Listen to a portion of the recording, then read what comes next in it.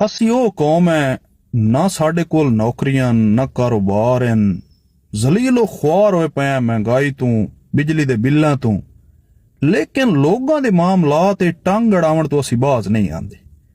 ਉਹ ਯਾਰ ਆਪਣੇ ਕੰਮ ਨਾਲ ਕੰਮ ਰੱਖਿਆ ਕਰੋ, ਕਿਉਂ ਲੋਕਾਂ ਦੇ ਮਾਮਲਾ ਤੇ ਟੰਗ ਅੜਾਉਂਦੇ ਹੋ? ਹੁਣ ਇਹਦਾ ਕੰਮ ਚੈੱਕ ਕਰੋ, ਆਖੇ ਬਿੱਲੋ ਬੱਗੇ ਬਿੱਲਿਆਂ ਦਾ ਕੀ ਕरेंगे? ਉਹ ਤੂੰ ਮਾਮਾ लगना है, वो जो मर्जी करे। क्यों मार साहब? वेखो जी डॉक्टर साहब अन्ने नूं ही पता है भाई बिल्ले बिल्लियां हर कोई शौक तो रखदा है। उस बग्गा बिल्ला लै ही लिया है, उस कोल केड़ी नेज़ेबाजी करावनी, लभ दुध दी गतनी तो उस गतनी, को हड्डियां दी मुठ सटनी तो उस सटनी, इनू केड़ा इतराज है?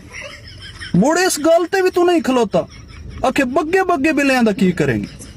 ओ भाई ओ तेरे कोल पुछ के कलर सिलेक्शन करे, ਉਹ ਬੱਗੇ ਬਿੱਲੇ ਰੱਖੇ, ਉਹ ਕਾਲੇ ਬਿੱਲੇ ਰੱਖੇ, ਉਹਦੀ ਲਾਈਫ ਹੈ ਯਾਰ। ਬਿਲਕੁਲ ਹਰ ਕੋਈ ਸ਼ੌਕ ਤੋਂ ਰੱਖਦਾ ਬਿੱਲੇ। ਤੁਸੀਂ ਪਿਛਲੇ ਮਹੀਨੇ ਖੋਤਾ ਰੇੜਾ ਲਿਆ, ਤੇਰੇ ਕੋਲ ਕਿਸੇ ਪੁੱਛਿਆ ਵੀ ਤੁਸੀਂ ਕਿਉਂ ਲਿਆ? ਹਰ ਬੰਦੇ ਨੂੰ ਪਤਾ ਹੈ ਬਈ ਯਾਰ ਤੂੰ ਦਿਹਾੜੀਦਾਰ ਬੰਦਾ ਹੈ, ਬੱਠੇ ਤੇ ਤੂੰ ਮਜ਼ਦੂਰੀ ਕਰੇਨਾ ਤੇ ਤੂੰ ਖੋਤਾ ਵਹਿਨਾ, ਇਹਦੇ ਚ ਕਿਹੜੀ ਏਡੀ ਟੈਨਸ਼ਨ ਵਾਲੀ ਗੱਲ ਹੈ? ਤੈਨੂੰ ਕੀ ਮਸਲਾ ਹੈ? ਜੋ ਮਰਜ਼ੀ ਕਰੇ, ਖਰਚਾ ਕੀਤਾ ਹੈ ਉਸ ਕੀਤਾ ਹੈ, ਉਹ ਭਾਵੇਂ ਕਾਲੇ ਬਿੱਲੇ ਰੱਖੇ ਭਾਵੇਂ ਉਹ ਬੱਗੇ ਬਿੱਲੇ ਰੱਖੇ, ਉਹਦੀ ਲਾਈਫ ਹੈ ਯਾਰ, ਜੀਓ ਔਰ ਜੀਨੇ ਦੋ, ਇਨਸਾਨ ਬਣੋ ਯਾਰ। ਹਰ ਗੱਲ ਅਸੀਂ ਤੁਹਾਨੂੰ ਦੱਸੀ, ਕਿਉਂ ਅੜਾਉਂਦੇ ਹੋ ਲੋਕਾਂ ਦੇ ਮਾਮਲਾ ਤੇ ਟੰਗ? ਸਿਆਣੇ ਬਣ ਜਾਓ। ਕਿਸੇ ਵੀ ਇਨਸਾਨ ਨਾਲ ਕੋਈ ਤਲਕ ਬਣਾਉਣ ਤੋਂ ਪਹਿਲੇ ਉਹਦੇ ਬਾਰੇ ਚ ਮੁਕੰਮਲ ਛਾਣਬੀਣ ਕਰ ਲੈਣੀ ਚਾਹੀਦੀ ਹੈ। ਤੇਰਾ ਮੈਸੇਜ ਦੀ ਹੱਦ ਤੱਕ ਰਾਬਤਾ ਆਈ, ਤੂੰ ਉਹਦੇ ਬਾਰੇ ਚ ਪਹਿਲੇ ਪੂਰੀ ਤਹਿਕੀਕ ਤਾਂ ਕਰ, ਤਾਂ ਖਰਚੇ ਕਰ। ओए उस तो 2 फुट दा वर्का प्रिंट करवा के लैमीनेशन करा के जहान नू भी खाया। ओ की आदी है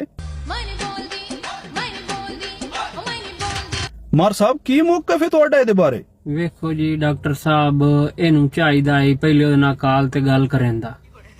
ਇਹਦੇ ਕਿੱਲੇ ਤੇ ਇੱਕ ਡਾਗ ਆਈ, ਇਸ ਉਹ ਚ ਵੇਚੀਏ ਤੇ ਉਹਨੂੰ ਆਈਫੋਨ ਲੈ ਕੇ ਦੇ ਛੱਡਿਆ ਸੂ। ਹੁਣ ਉਹਨੂੰ ਆਦਾ ਹੈ ਮੇਰੇ ਨਾਲ ਵੀਡੀਓ ਕਾਲ ਤੇ ਗੱਲ ਕਰ। ਜਿਸ ਲਈ ਉਹ ਹੈ ਗੁੰਗੀ, ਉਹ ਇਹਦੇ ਨਾਲ ਕੀ ਗੱਲ ਕਰੇ? ਉਹ ਮੇਰਾ ਵੀਰ, ਜਦਣ ਉਹ ਹੈ ਗੁੰਗੀ, ਉਹ ਤੈਨੂੰ ਕਿਹੜੇ ਤਰਾਨੇ ਸੁਣਾਵੇ? ਕਿਹੜੇ ਗਾਵਣ ਸੁਣਨਾ ਚਾਹਨਾ ਤੂੰ ਉਹਦੇ ਕੋਲੋਂ? ਉਹ ਉਸ ਤੈਨੂੰ ਕਲੀਅਰ ਕੱਟ ਮੈਸੇਜ ਦਿੱਤਾ ਬਈ ਮੈਂ ਨਹੀਂ ਬੋਲਦੀ, ਉਹ ਲੋਕੋ ਮੈਂ ਨਹੀਂ ਬੋਲਦੀ। ਇਨਸਾਨ ਬਣ ਯਾਰ, ਹੂਈਆਂ ਨੂੰ ਘੋੜੇ ਵੀ ਨਹੀਂ ਅਪੜਦੇ। ਜਾਂ ਤਾਂ ਤੂੰ ਪਹਿਲੇ ਤਹਿਕੀਕ ਕਰ ਲਵਿਆ, ਹੁਣ ਤੇਰਾ ਰੋਵਣ ਦਾ ਕੀ ਫਾਇਦਾ?